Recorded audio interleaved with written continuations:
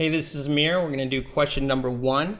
The reason we're going to do this last, or the reason I picked to do this last, number 1 last, after questions number 6 and number 10 is number 1's a little bit different.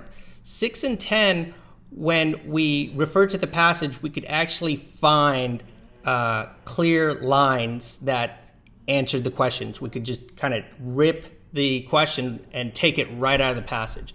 But for main purpose questions, we can't do that. We have to create our own answer. So that's a very big difference to take note of. So let's start this. The main purpose of the first paragraph is to, now our reading for the main idea really helped here, because if you recall this paragraph, it talked about the house, basically describing the house.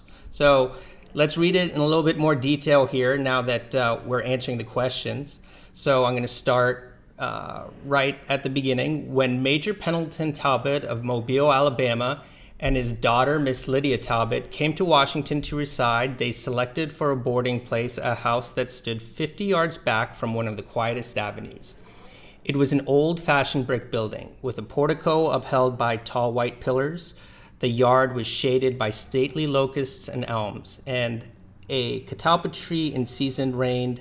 Catalpa tree in season rained its pink and white blossoms upon the grass. Rows of high box bushes lined the fence and walks. It was the southern style and aspect of the place that pleased the eyes of the Talbots. So, what is the purpose of this? Well, basically, the purpose is to describe the house.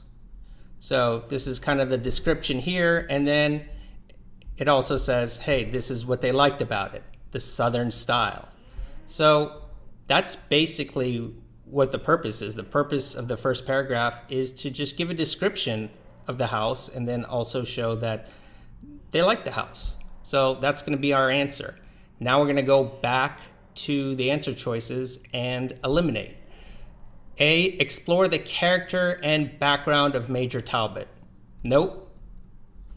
It's about the house. It's not about Major Talbot at all. It's really a physical description of the house.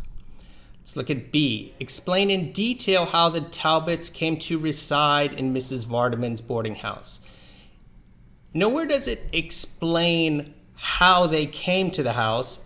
It's describing the actual house itself, not the story of how the Talbots came to be here and reside in the boarding house. So that's wrong.